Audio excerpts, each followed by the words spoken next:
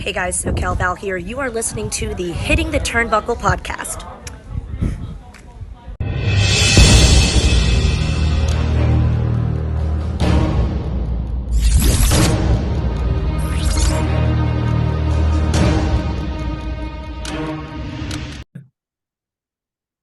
Welcome everybody back to the Hitting the Turnbuckle. I need to say channel now, not podcast. It's a channel now, apparently, according to our leader Andy, who we wish him well and hopefully he'll be back soon. But anyway, nevertheless, tonight's show is a very special show. It's the year in review from one of our great wrestling companies, and no pun intended, the name is on my shirt, Ignite Wrestle Pro. And the only person that I could bring on to have a year in review of Ignite is the general manager himself, Mr. CJ Carter. Good evening. Hello, good evening, and yeah, thanks for having me back on.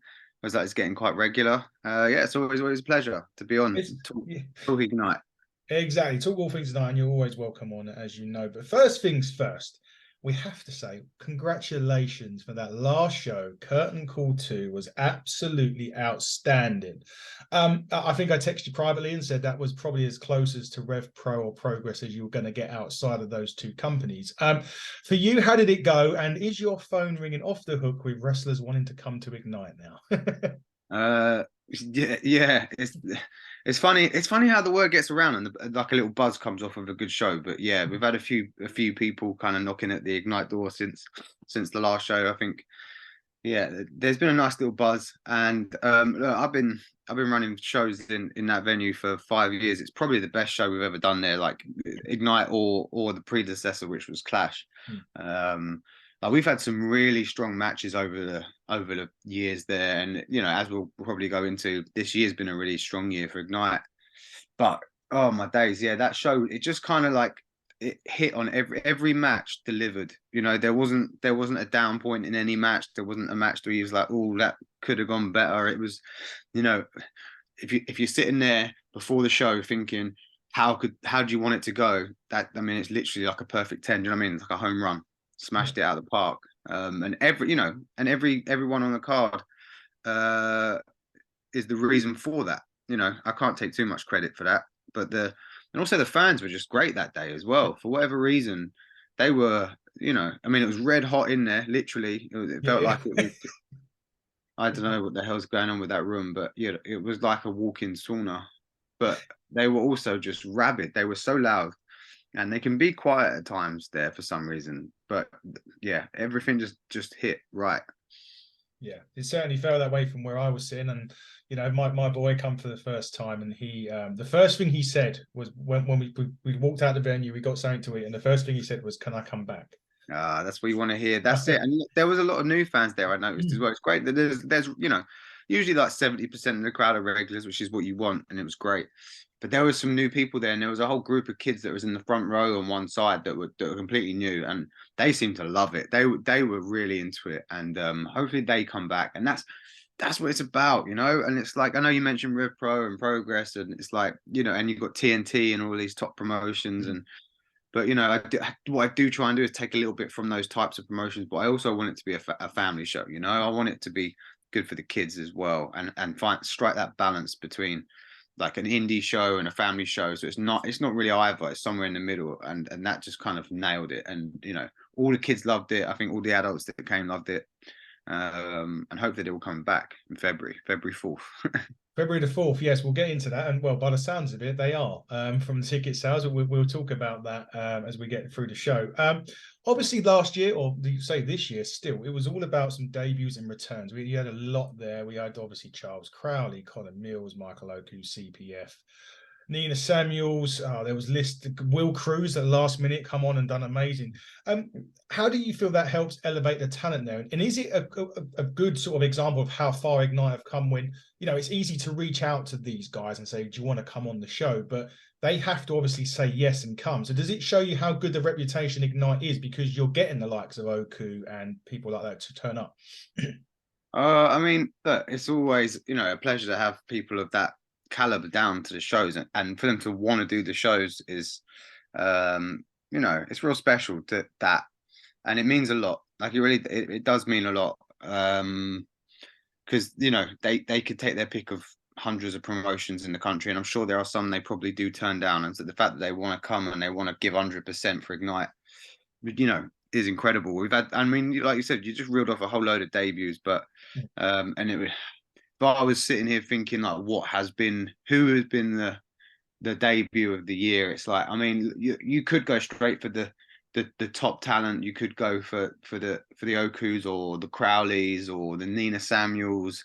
But I think someone who's maybe not as recognized across the scene, but like I think you've got to go Adonis Payne for the biggest debut of the year. I mean, he's had 2 shows for us.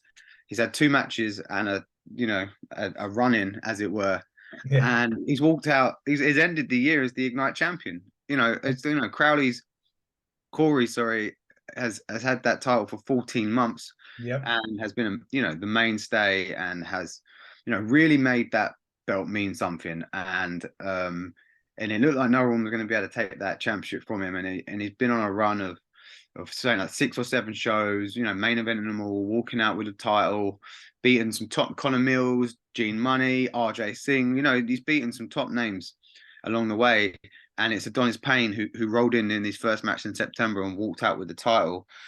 So yeah, like you've got those huge names, and then you've got someone like Adonis who comes in and somehow leaves with the gold. So yeah, debuts are bringing in new talent is really important for Ignite, and finding the right talent who are going to connect with the crowd, whether that means they hate them or love them. In the first year, obviously we found Nino and True and Mike in the breakout division, and Taylor James and Corey. Obviously, he was in the opening match of our first ever show with Joe Lando, and he's gone on to be a 14-month champion. And and this year we've managed to find Adonis Payne and Artemis, who's come in, and she'll be back next year as well. And Harrison Leon, who is amazing. And I'm sure most of the people in the breakout division will be back, but and Aluna's had an incredible year this year as well. Not a debut necessarily, but I'd say Aluna and Adonis are probably the 2. I'd say the standouts for the year, I reckon, in the end, when it's all said and done, right? Because you got the champion, shock champion, and probably Mike as well. How can I forget Mike? So I'm going off on a bit of we went into debuts, but like, yeah, I guess if you'd have to go Mike, Luna, and then the shock of Adonis. So, and he's obviously a debut. So he was. I was going to, one of the ones I remember, and I still remember vividly, the crowd was Remy Adetunji as well. How could I forget Remy? Oh my God. Obviously, Remy, he got the first ever "Please Come Back" chant at Ignite, and not through fault of trying. I want him back, and I actually wanted to have him part of November's show, but he's got an injury at the moment. He's gone off. He's having some surgery at the moment on his knee, but I can promise anyone listening, all the Ignite fans, and Remy himself, as soon as he's fit and he's ready, there is a position at Ignite waiting for him. I'm telling you, and we'll have him back any day. Him and Adonis kind of almost stole the show in September and just blew everyone away in that breakout match. And obviously, it was Adonis who went on to take the title, but Remy's going to be back, and maybe when he's back, he's going to want that title from Adonis. Who knows? But yeah, I'd say what a debut! My goodness, how did I forget that? Exactly. Absolutely. His debut blew me away. To be honest, as did Adonis. And although he sneakily won the title at the end, it's definitely richly deserved. And you kind of touched upon the next thing I was going to say, which was unsung heroes. And you mentioned quite a few of them. They've all had a mixed bag of results this year, and some of them have had success, obviously, away from Ignite as well. One of them, we'll talk about them individually. The first one we'll talk about is someone who, was very... well, let's just say me and him have had our issues as well, but they are sorted out. Well, they was sorted out until the last show, and that was Mr. Mark True, someone who's had, he's had a mixed bag of results at Ignite, a massive win at Buckle Up though over Crowley, and someone who's obviously gone on and now this weekend takes on Michael Oka at Rev Pro. But Mark True, for me, someone in 2024. Obviously looking for a title, and it looks like he's coming for the Turnbuckle Championship. But he's still been a really good asset for Ignite this year and the year before, obviously. Yeah, I mean, if you're talking about the kind of I don't know if they're unsung because I sing their praises all the time, Yeah. but I guess I guess the kind of underrated talents in the country, I would say, and people who we've tried to shine a spotlight on, and Mm. you're looking at Mark True as being one of those top names, and he's been with us since the second show, and obviously we one of the breakout division talents, and that's what the breakout division is all about. Went into the final. He's had amazing matches with Nino. He's had amazing matches with Smashing Mike. Him and Tommy Kyle had, on any other show that'd probably be match of the night, but obviously Curtain Call was just such a high caliber show. It potentially wasn't match of the night, but it was incredible. And yeah, and I don't think it's any shock that he's now looking at sort of like main event in Rev Pro shows, and it's like 6 months ago, there weren't too many places looking at Mark True. He's obviously from WrestleForce, and I've got to give a shout out to WrestleForce because I'm not trying to sit here and say I discovered him. I wrestled him myself at WrestleForce, and they've been using him for years. So I just want to say, like, that's where he started. But obviously, we were probably the first kind of promotion outside of that to kind of bring him in and start using him as a top singles guy, and look where he is now. And that's what Ignite's kind of all about, really. I mean, I'm not saying I did this for Joe Lando either, but obviously when Ignite started, Joe was, was getting about. But obviously we brought him in and I'd like to believe we gave him some good matches. And then, he's doing Progress and he's doing Rev Pro and he's gone on to big like things. And that's what's going to happen with talent. And that's what we're trying to do. And, Aluna's another one who is everywhere at the moment, right? And so, I've been trying to shine a light on her right from the beginning, and Taylor James is another one who, I'm so happy that even though he can be a bit of a bit of a twat sometimes, true, but he's one hell of a talent. I am really happy for him that he is getting his plaudits at Rev Pro. He's going to be wrestling Oku at Rev Pro, but Taylor's the next one. You got to believe he was on the list. It's criminal that he's not there already. If I'm honest, I don't know what it is that's really why he's not broken down that door yet. But him and Corey for sure. Yeah. That's the core kind of this year. I would say you've had Taylor James. Obviously, he had his big feud with Nino that kind of finished off in April. He had the huge match with Oku in July, which was, one of the best matches we've ever had. It was incredible. And then he had the tag match with CPF, which is possibly the best match we've ever had at Ignite, if not the best. It's certainly up there. It's either 1A or 1B. A lot of people have said that Mike and Corey and Mills is still the best match. People love that. I'd say that the Oku match, the CPF match, those three for me are probably the three best matches we've ever had. And Taylor was in two of them. So, you've got Taylor, you've got Aluna, you've got Smashing Mike, you've got True, and you've got Corey. That's kind of, and now Tommy Carl's back. The Absolute Maverick is back. He started the year with us in February, and actually, did he start the year with us? I don't know. Actually, I thought about in April when he wasn't there in April. I feel like trying to work out when his last show was with us. I can't remember if it was the end of last year or whether it was this year. No. It was November. It was November last year against RJ Singh. So obviously that was his first match back for us. His first match this year. Because actually in February he was meant to be wrestling, and that he got injured just before that show. And that opened the door for Xander to come in, who obviously was a debut for us. It was a great debut and main evented April show against Corey for the title. Who was another person I'd like to see come back. Obviously, it's difficult, juggling so many people, trying to find spots and spaces for people. So yeah, the unsung heroes, if you want to call them that, the core kind of Ignite talent throughout the year that have driven us forward, and I don't think we could do without. And you've got to say Taylor, True, Corey, Aluna, Mike. There are five, right? And now Tommy's back in the mix as well. And then you throw in Adonis Payne. It's like 2024 is looking good for all of those. It's looking stacked, if anything else. I must throw another match in there for the Will Cruz and Smashing Mike.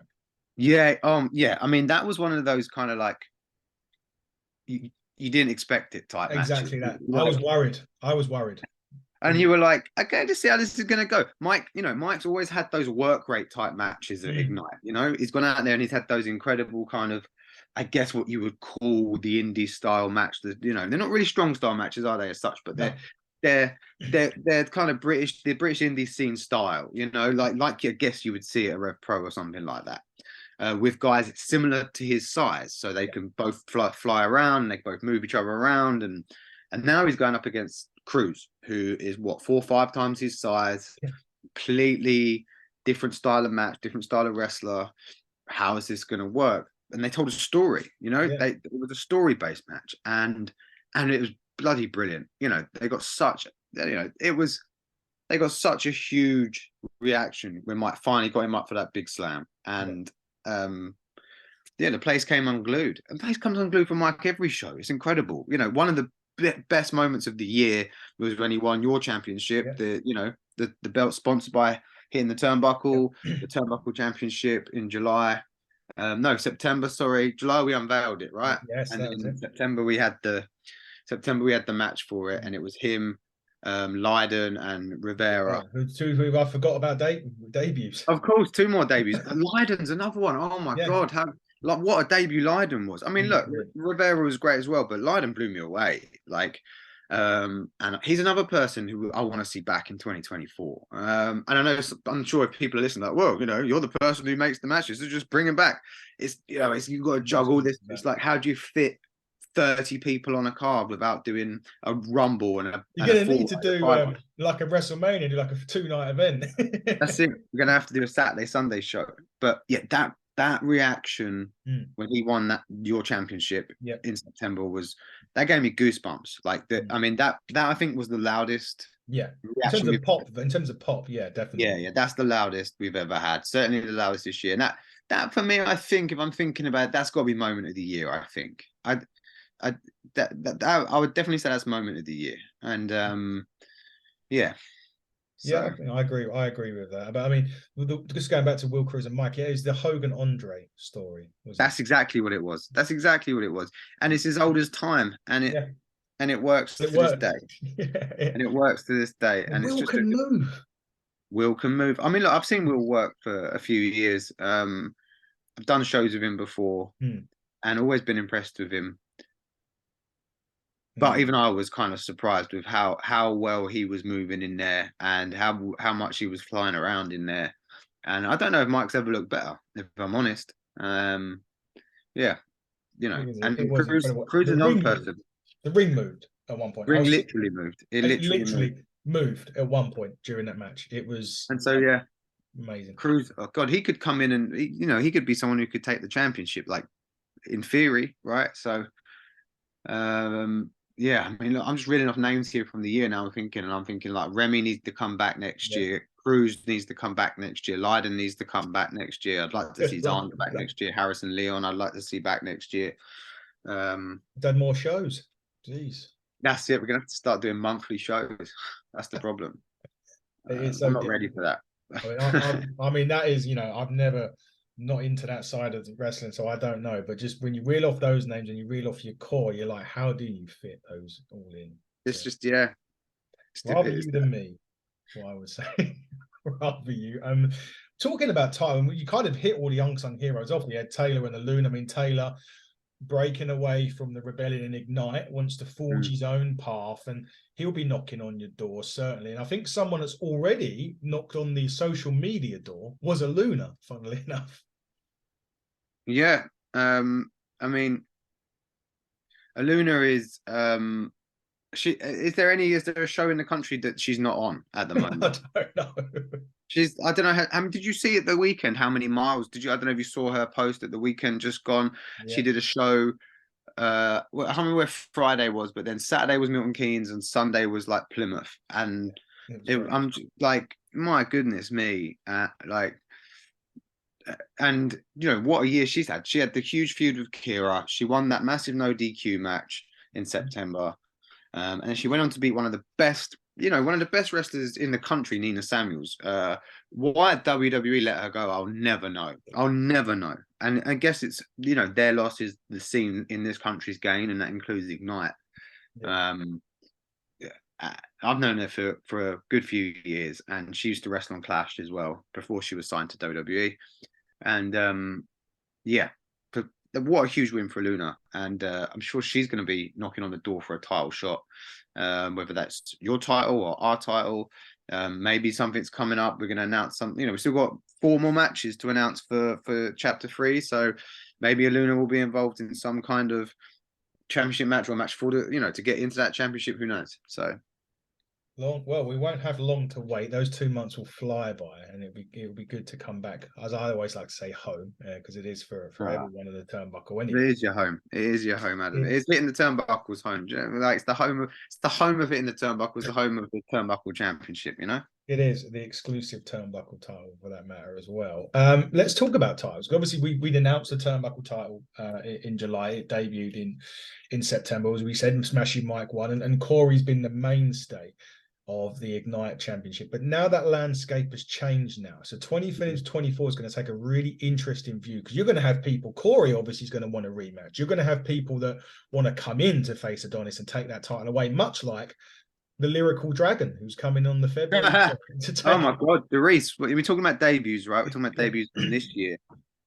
Start the year with a big one next year. My goodness, like obviously that is up there with the Okus, with the Mills, with the TK Coopers. That is, with the Nina Samuels, with the Gene Moneys. That to get Darius is someone I've wanted for months, if I'm honest, and it's just been a case of when is the right time to get him in.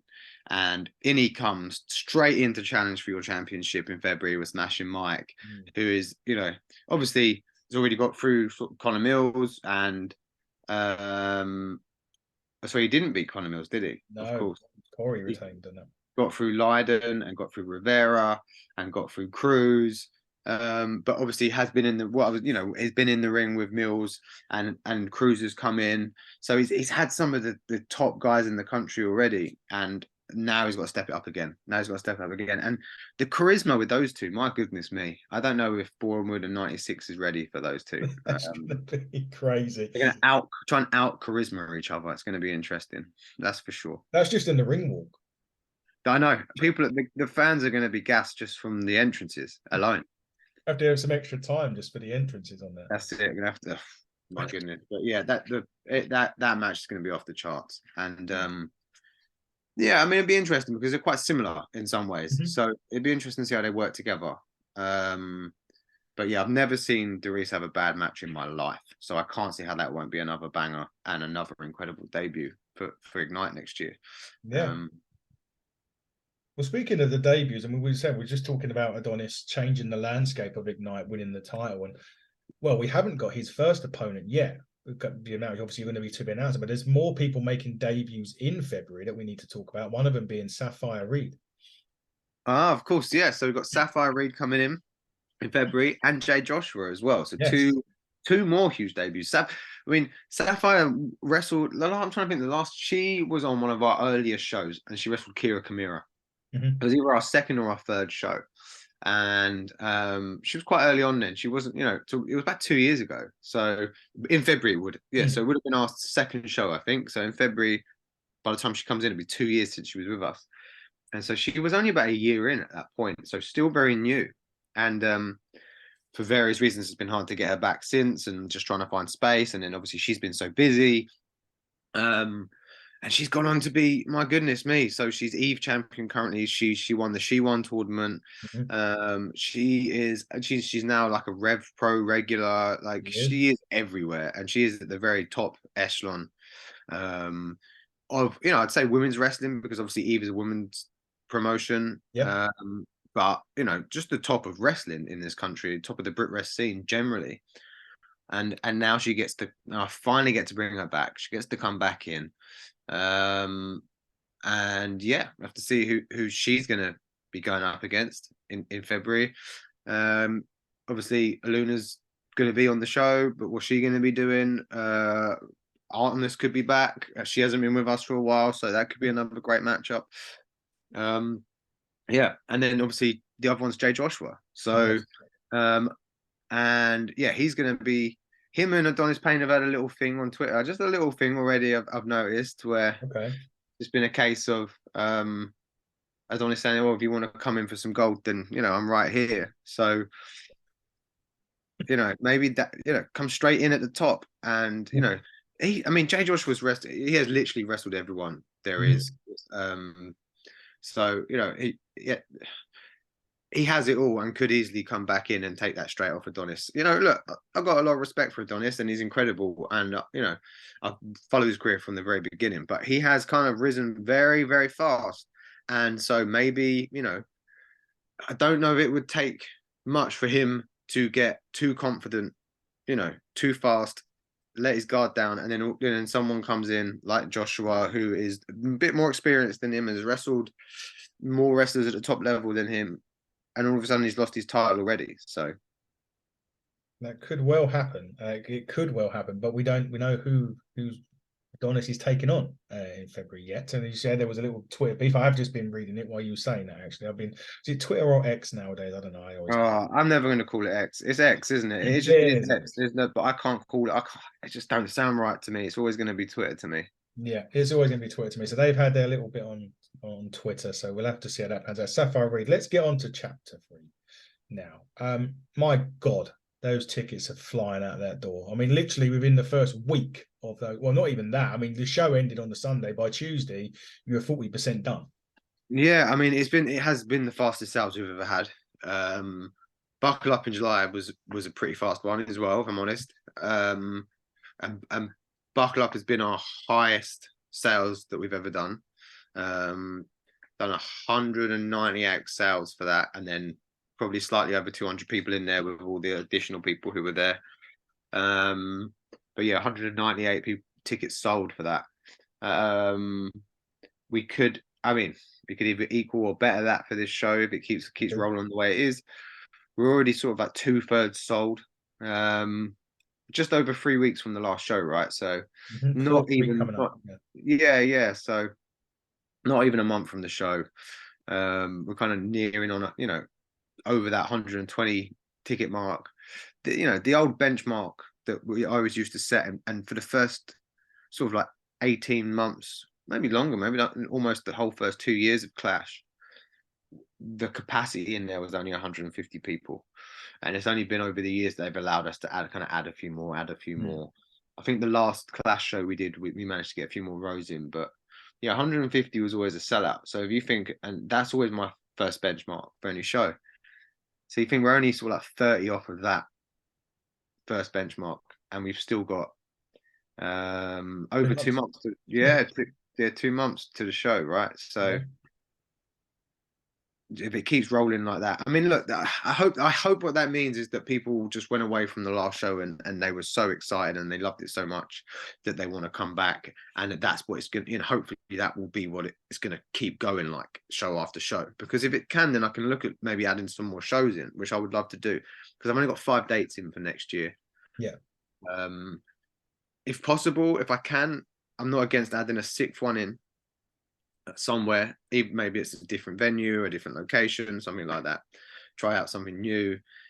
Something I've been thinking about is potentially like an all breakout show, potentially. Like, so, maybe a different venue, try out a different venue with that. Because if I'm honest, I'm not sure how we're necessarily going to get the breakout division matches on every show next year. That breakout division is not going anywhere.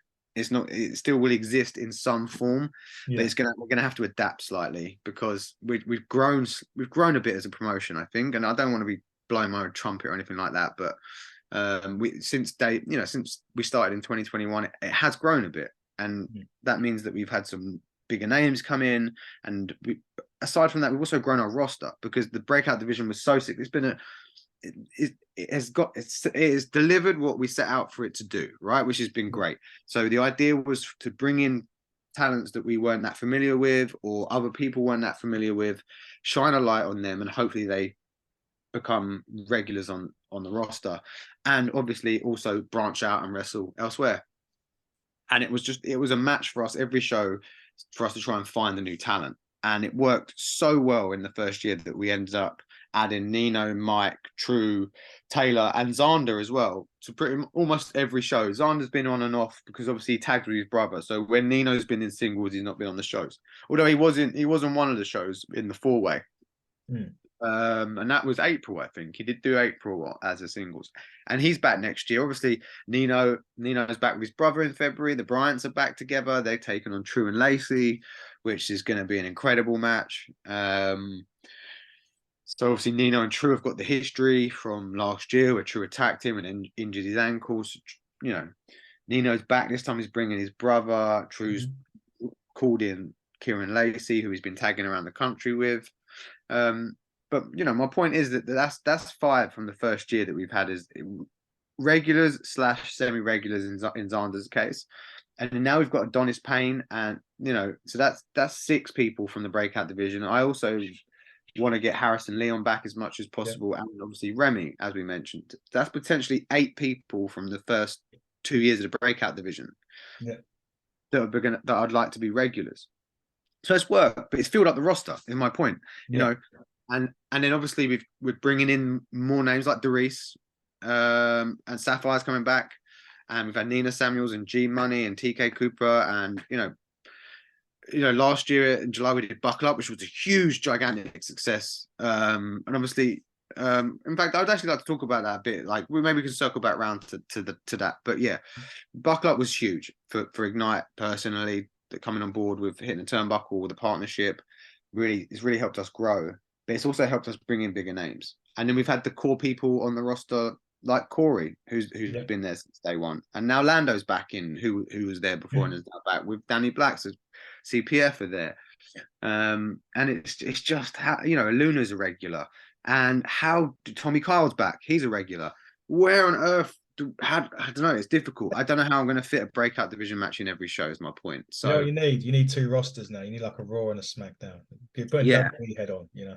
So that's why I was kind of toying with the idea of a breakout division show. I think it would work.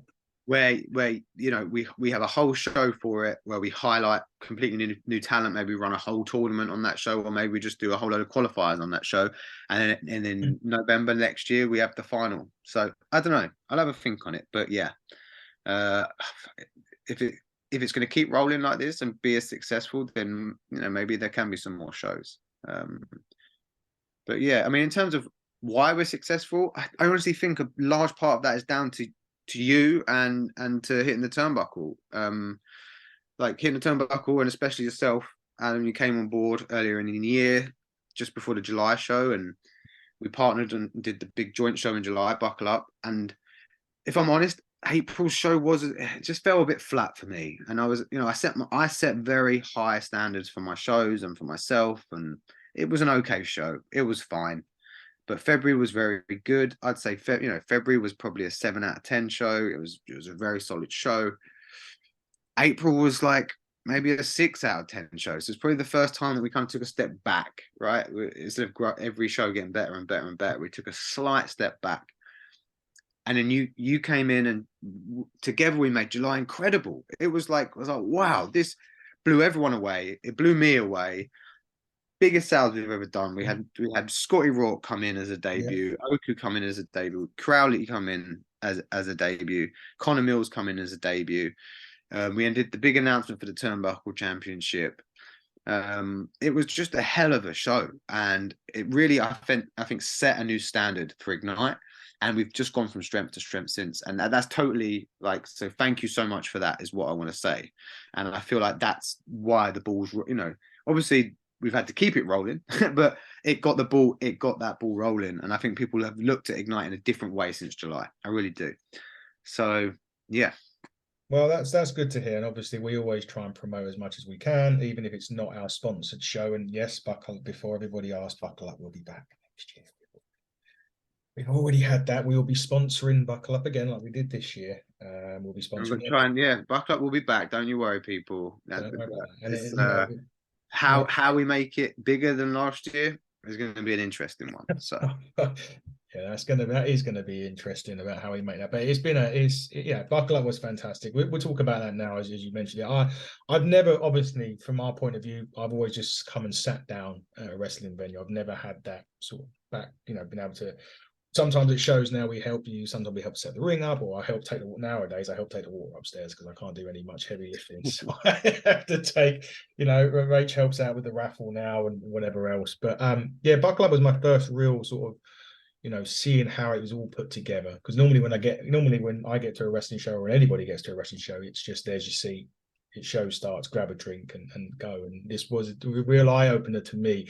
And sometimes, my head can run away with ideas. I think sometimes let's do what Tony Khan does. Let's do what Vince McMahon would do, or let's book a show like that. And it's not as simple as just. It's easy to say names, but it's then finding. And this is what you guys do so well, Ignite. Is I can throw 100 names at you. This is who I want to Buckle Up. You will bring in, and you will go and get the people, and you guys work on how are we going to build this into what's already happening within within Ignite. And that's what I love to see, and that's what I love watching as well, how it all progresses from, like, even if it's a feud that we haven't even done, or a feud that you like, yourself and Taylor, and then Nino was in the mix, and then it's how you do that. So it's all good from our side promoting it, but you've got guys have got to deliver, and you guys make that happen perfectly, from my opinion. And ever since I've been going, I've never seen a bad show from Ignite. Yeah, we try and tell stories as well as put on bangers, and it can be difficult, especially when you're only doing 5 or 6 shows a year, to feed stories through, because there's quite a long gap between shows, and you never know what's going to happen. You start a story, and by the time you get through to the next show or the one after that, where it's meant to be finished, and you've lost someone and something's changed, and you've got to try and tell simple enough stories that people are going to remember with a 2-month gap between shows, but also interesting enough that it's going to hold their attention. And it just adds, you can go to the majority of shows around the country and see incredible matches, but there aren't that many. It does, obviously there are promotions that do it as well, but there aren't that many that try and have continual stories throughout all their matches with all of their talents to try and make it mean something. And that's what we try and do. And yeah, it's about getting that right mix of the new talents coming in, the names, because that brings name value, that brings new eyeballs to the show. Like, I think for sure having people like Oku and July really brought new eyeballs. Yeah. Getting CPF back, I know we'd had them before, but they have, gone on to huge things since we last had them. So to get CPF back, I know that brought some eyeballs back in. And Sapphire's announcement has already turned heads coming in February, which just goes to show how much name value she has now. And so, but it's about bringing those people in and working out, right, what do we do with them that makes sense, that might garner some more intrigue and interest once they're there, beyond just having a banger of a match. Yeah, exactly that. And it works. I was always the one, when we was talking about Buckle Up, and it was like, I want this one, this one, this one, this one. And it's like, you got to understand, it is not just about the name value. It is about the stories. And, that's something I didn't understand when I was coming in. I was just full guns blazing. Oh, let's book all in. Let's book Wembley, whatever. But it is more to it than that. And that's where my head was understanding a bit more how it works, which is really interesting. Yeah. And it's, the way I've always seen it is, there are multiple promotions in the country that can do that already. Yeah. And so you can go out there and you can put on like what Rev Pro are doing in December 16th, like with that huge show they're doing. If you've got if anyone's got the finances, they can go and run one of those as well, I guess. But what is going to make people go to that show over Rev Pro, or to Progress, or to OTT, or North, or any of the other promotions that are already smashing it? So you might get them in the once, but how do you get them back again? And I don't know, I've always been a big believer in audiences having a connection with the talent and having a connection to stories, and that is what will pull them back ultimately. And the thing is, I think people forget that I was watching Progress from the very early days, like very, very early days, and it wasn't like they went out and just all of a sudden signed the biggest names that were around. Like, the people they were using were obviously top talents when they started Progress, but they weren't, it was slightly different. Then they became top talents because of Progress, if you know what I mean. Like, like the Nathan Cruzes and stuff like, and you know, Mandrews at the time and Paul Robinson and Will Ospreay. They weren't big names then. They just weren't. No. And that Progress made them big names. That was the point. With all the stories they put on, they scouted the country. They found what they thought was the best talent. They brought them in. They told incredible stories with them, and they became huge, enormous.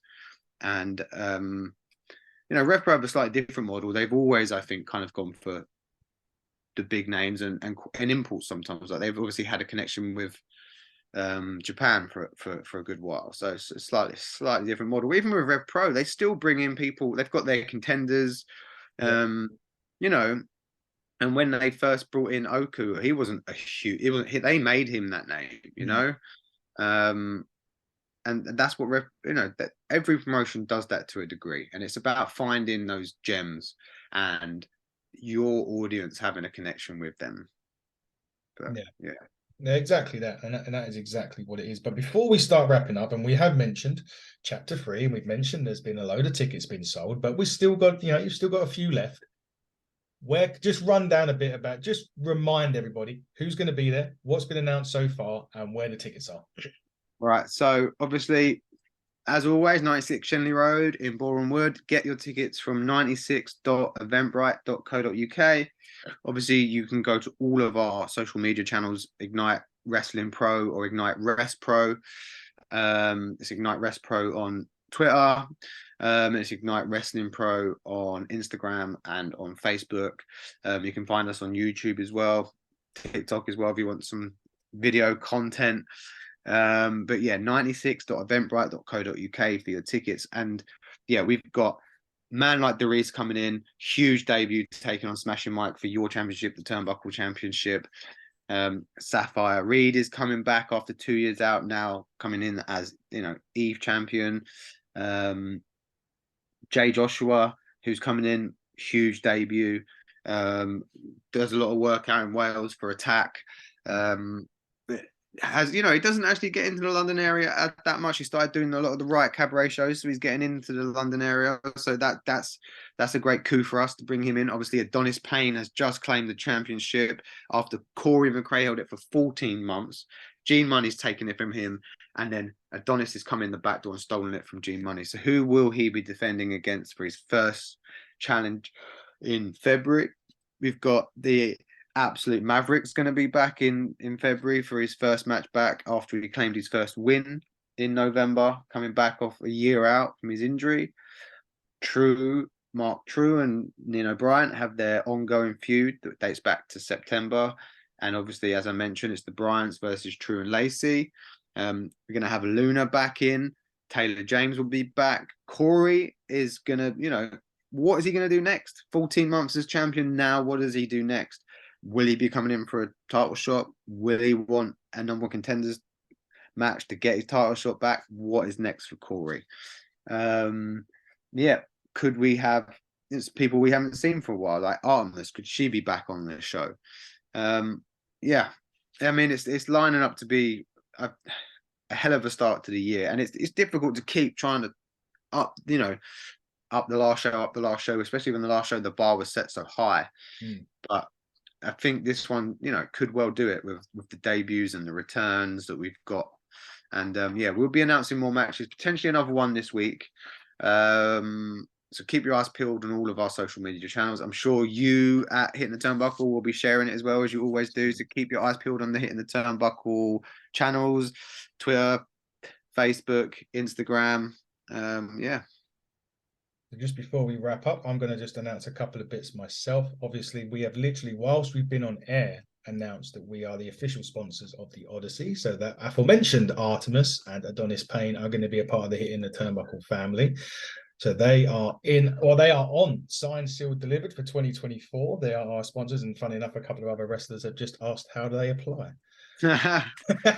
Well, I don't blame them because, working with yourself, I've seen what it's done for, you've sponsored Corey McRae, for example, and come on board and sponsored us, and people can see what that does for talents and for promotions, and it really helps people's exposure. And it also, it makes especially for the talents, like it makes you feel more grander, if you know what I mean. You know, you've got a sponsor on board. It's like all of a sudden a few eyeballs turn. Oh, hang on a minute, they've got a sponsor. You know, they must be doing big things. So it works out very well for them. So I can totally understand that. Yeah. And you couldn't have picked a better two people to go with Dan Artemis and Adonis Payne. Huge fans of them both. Obviously, both going to be regulars at Ignite next year. That I can guarantee. So we'll be seeing lots of those two at Ignite. And yeah, congratulations to them. And it's great that you're working with them. Indeed. And there's a couple more, but I can't announce them yet. So we'll have to wait and see. But next week, obviously, we're back with Eric Bischoff again. He's coming back to. Wow. Yeah, Dave's got a bone to pick with him. Huge. Yeah, that is huge one. Huge one. Eric Bischoff. I mean, I listen to his podcast Yeah. semi-regularly most weeks, 83 weeks, and the wrestling business as well is pretty good. And for him to be on your show is just, and that's why it's like to have that connection with Hitting the Turnbuckle when you've got guests like Eric Bischoff. It's huge for Ignite and for the Odyssey. It's just, you know, it rubs down. Do you know? It's like, oh my God, Eric Bischoff. Oh my God, in Hitting the Turnbuckle. Oh my God, he's working with the Odyssey, and it's like it all joins together. So it helps. Oohs and ahs when I announced it. Yeah, I love it when you do the announcements at the shows, and you know, I know you announced. I think it was July where you announced like DDP was coming on, and the crowd. Oh wow, because they don't expect a kind of smaller British podcast as opposed to one of the big American ones to have that level of guest. So that's why I try. I mean, like, I try and get the shout outs out online. I'm trying to get people to really, not really eyes with YouTube, eyes and ears, turn their eyes and ears to Hitting the Turnbuckle, because I'm telling you, people, like, the content is incredible. Obviously, you have the review shows that you do regularly. You churn out so many a week. The alarm clock that does that. I can barely get through Dynamite and Collision a week. Some weeks I just do one of them because I can't even get through both. And you somehow manage to get through Raw, SmackDown, Dynamite, Collision, Impact, NWA. If there's a pay-per-view, throw that in as well. But on top of those, you have these high caliber guests come on, and the content in those interviews is brilliant. The Brooklyn Brawler one was brilliant. I really enjoyed that. DDP was brilliant. The first Eric Bischoff show was one of the, you know, it's one of the best podcasts I've listened to. There's so many little gems in there that you're like, oh, actually, like, I've listened to him every week, but I haven't heard him say that before. So, and I think that comes down to the kind of quality of questioning and you know, from yourself and everyone else that does it, to be honest. I think next one's going to be interesting because Dave has got a bone to pick with Eric Bischoff about. Why's that? What's AEW. Well, Bischoff tore it a new one, didn't he? To be fair, and he's not. Do you know what? I'm a big AEW fan, and we're getting a bit off kilter here. So you tell me if you want to just keep it. No. Carry on. But I'm a big AEW fan in terms of the product itself, like the in-ring stuff, because as an ex-wrestler, I think I watch wrestling in a slightly different way. I enjoy the stories, obviously, but I like I like watching the technical matches. I like watching all the different intricacies of how the match is put together, and I just think that's slightly better in AEW than WWE. Probably because in WWE they can do that. I'm sure they can because the wrestlers are as good, but they probably focus more. I feel like they focus more on the character and the story there, and they save the big, huge, kind of like 5-star matches for the WrestleMania or the you know. Whereas in AEW, you pretty much get that every week on a Dynamite. You get like a 5-star match. And so the actual wrestling itself, I love it. But I do have to agree with what Bischoff says a lot of the time about the way it's run and the booking. And he's not wrong. I don't think he's wrong. And, you know, I even listen to Cornette from time to time. And I'm sure people will hear this and be like, oh, my God, CJ Carr listens to Jim Cornette. Cancel him because, he's, you know, he is. I love Cornette. I don't agree with all of his views. But at the end of the day, I don't agree with a lot of people's views on things. I'm sure people still watch Chris Benoit matches. I'm just saying. I'm sure people do. You do not have to agree with it. You know what happened outside of wrestling happened outside of wrestling.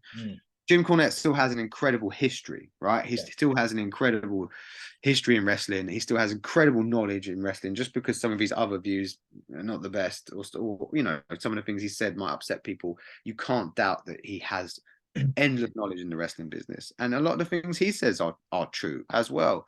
You know, like that the Hangman Page and Swerve Strickland match from the last pay-per-view.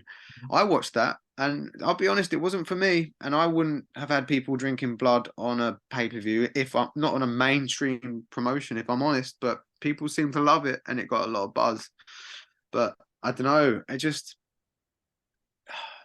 it does feel like with AEW they do play to their core audience more often than not, which is me mostly. So fine, works. But then you've got people who are long-term WWE fans or just casual wrestling fans. They're not going to want to watch people get staple gunned on a pay-per-view and drink blood. They're just not. So if you ever want to grow your audience, I don't know, you've got to think about that stuff. And it does amaze me that they've got people on the card like a Jericho, for example, and even now Edge and Christian, and they wouldn't maybe just raise their hand and just go, do we want people drinking blood on this pay-per-view? I don't know. No. I don't know. Well, it could be that. It could be worse. I mean, NWA pay-per-view, they were snorting cocaine at the table, so that's Like shoot cocaine, or was it gimmick? it's not going to be real cocaine, mate. But I didn't know if it was like Christ. I don't know, like someone caught them on like a hidden camera. No. It was they were in front of they were with the crowd in like that. There was in this, I don't know if it was like a theater, and they had these round tables, and Father James Mitchell, and he had his little like family, like wrestling family with these other wrestlers there, and they were partying, and all of a sudden this white thing was on the table. One of them snorted it off live on pay-per-view. I mean, that's NWA though, right? I didn't, in all due respect, it's a much smaller. Yeah. I mean, you wouldn't want that on your TV because advertisers are going to see this stuff, right? And then you're going to be like, oh, stay away from that, Yeah. Well, they did lose their CW deal. Well, they're on the app, but I don't know about their television, like their proper TV deal.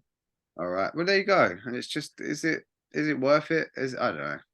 But yeah, I think Bischoff does. My point is, Bischoff has a lot of good, valid points when it comes to AEW. I think he does, and there's a couple more names that I can say that I'm allowed to say that we're closing on. One of them is, if you are a WCW fan or even a WWE fan back in the 80s, you may remember a guy called Adam Bomb or the tag team Chronic.